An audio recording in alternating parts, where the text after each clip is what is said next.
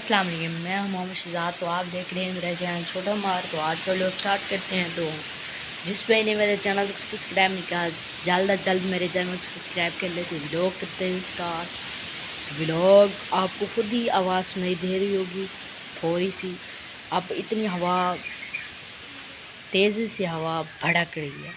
آپ کو دکھاتا ہوں باہر کا ماحول۔ آج نا مجھے اردو بولنی آ رہی ہے تو میں اردو ہی بولی جا رہا ہوں۔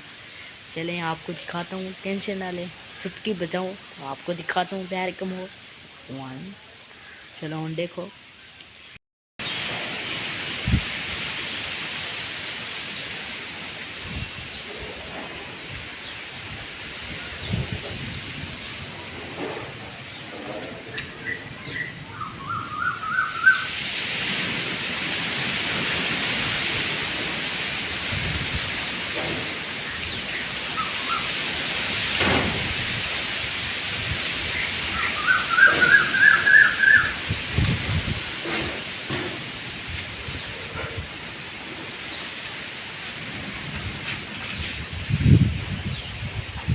بھائی تھوڑی دیر پہلے نا چٹکی میں جب موبائل لینے گیا نا، اسی وقت نا اتنی تیز ہوا چل رہی تھی نا، آپ کی سوچ سے بھی زیادہ۔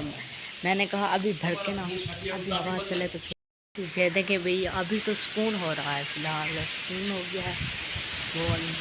ابھی پھر ہوا کھلی ہے، آپ دیکھ سکتے ہیں۔